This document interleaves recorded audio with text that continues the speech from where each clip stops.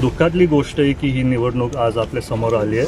दादा असताना आमचे विचार दादांसारखे होते, तेव्हा पण ते बोलायचे सगळ्यांचा अधिकार असतो निवडणूक लढायची, जर त्यांना लढायची असेल त्यांनी लढावं. काय मुद्दे रोहितदादांनी ऑलरेडी सगळ्यांना सांगितलेले. आज तुम्ही बघितलं असेल तर आजोबा म्हणजे पवार साहेबांचं पण एक बातमी आली की ते पण आग्रह करतायत बिनविरोध व्हायला पाहिजे. मला वाटतं की बारामतीकरांना सगळ्यांनाच वाटतं की ही निवडणूक बिनविरोध व्हायला पाहिजे, कारण दादांचे अनेक वर्षांपासून काम प्रेम सगळ्यांना समोर दिसतंय. आणि कसं हे एकदम दुःखातली गोष्ट आहे की ही निवडणूक आज आपल्या समोर आली आहे.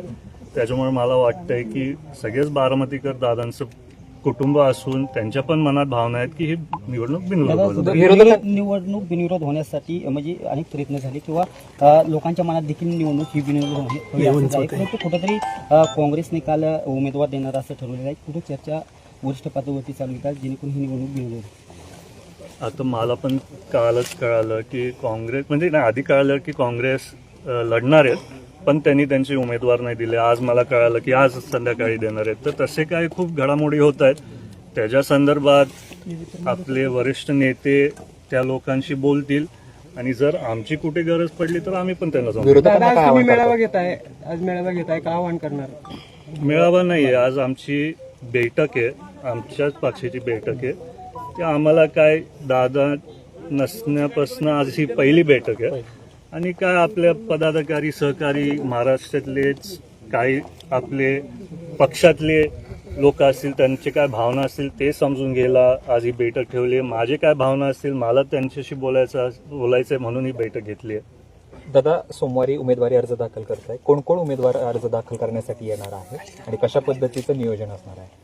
कोण कोण उमेदवार उपस्थित कोण राहणार आहे अर्ज भरण्यासाठी? आता तरी मला माहिती आहे की भुजबळ साहेब, हसन मुश्रीफ साहेब, सुनील तटकरेजी, प्रफुल्लभाई, सगळेच पक्षातले मोठे नेते असतील नाही तर सगळेच आमदार वगैरे सगळेच येणार आहेत तेवढी मला माहिती आहे. मुख्यमंत्री येणार असं देखील आता समजते. त्यांना एक महायुतीतल्या आमचे जवळचे पक्ष आहेत त्याच्यामुळे आम्ही त्यांना ती आवाहन केले. आता तुम्हाला माहिती आहे पारदानाचा जेव्हा फॉर्म भरला तेव्हा पण मुख्यमंत्री साहेब होते. तसंच आम्ही एकत्रित सर्वच महायुतीतले म्हणून आम्ही त्यांना तशी विनंती केली. दादा एक दोन शेवटचे प्रश्न विचारतो. खरं तर विरोधकांना काय आवाहन कराल, कारण तुम्ही दुसरीकडे म्हणताय की बिनविरोध झाली पाहिजे, राष्ट्रवादी काँग्रेस शरदचंद्र पवार पक्ष देखील म्हणतो आहे की निवडणूक बिनविरोध व्हावी, तुम्ही विरोधकांना काय आवाहन कराल? मी विरोधकांना काहीच आवाहन करणार नाही. दादा असताना आमचे विचार दादांसारखे होते, तेव्हा पण ते बोलायचे सगळ्यांचा अधिकार असतो निवडणूक लढायची, जर त्यांना लढायची असेल त्यांनी लढावं. पण मला माहिती आहे बारामतीकरांचं प्रेम पूर्ण पवार कुटुंबावर मी आधीपासून बोलत आलो आहे आणि आत्ता सगळी लोक अजूनही खूप भावनिक आहेत. त्याच्यामुळे जर विरोधकांना लढायचं असेल त्यांनी लढावं. पण आपल्याला माहिती बारामतीकर काय करणार आहे त्या निवडणूक. अजित पवारांशिवायची निवडणूक इमॅजिन केली होती का आणि होती येते खरं आयुष्यात नव्हती केली. कसं बघताय सगळं, किती आव्हानात्मक वाटतं? तर त्याच्या संदर्भात मी काय बोलू शकणार नाही कारण मी पण भावनिक आहे आणि मला जास्ती मनापासून आता सगळ्यांच्या समोर ते नाही बोलायचं. दादा दुसरी गोष्ट अशी की विमान अपघातानंतर तुम्ही जे आहे ते पत्रकार परिषद घेणार होता, मात्र तुमची पत्रकार परिषद लांबणीवर पडते, काय नेमकं कारण आहे लांबणीवर पडण्याची? काही कारण नाहीये. जे मुद्दे मला बोलायचे होते त्या मुद्द्यांमधले काय मुद्दे रोहितदादांनी ऑलरेडी सगळ्यांना सांगितलेले. मला जे मुद्दे होते ते बोलायचे होते ते नंतर परत जेव्हा कळालं की माझी पत्रकार परिषद होणार आहे परत रोहितदादांची झाली, त्याच्यात ते परत कव्हरअप झाले. तर मला वाटतं आता जोपर्यंत फायनल अहवाल येत नाही तोपर्यंत मी उगीच लोकांच्या मनात मतभेद करण्याचं मी स्वतः करायला नाही पाहिजे. आता जे आम्हाला काय वैयक्तिक वाटतं ते वाटतं, पण जेव्हा फायनल अहवाल येईल तेव्हा मी तुमच्या समोर सगळी स्पष्ट भूमिका मांडतायत त्याला तुमचा पाठिंबा आहे? मी सविस्तर पत्रकार परिषद रोहित दादाची भूमिका मांडतायत त्याला तुमचा पाठिंबा आहे? मी तसं नाही बोललो. तुम्ही माझ्या मुद्द्यांचे चुकीचे उल्लेख नका करू. मी बोललो काय माझे मुद्दे होते ते त्यांनी त्याच्यात कव्हरअप केलं. पण मला पण वाटतं की कुठेतरी तुम्हाला माहिती मी एका काळात तो व्हिडिओ टाकला जिथं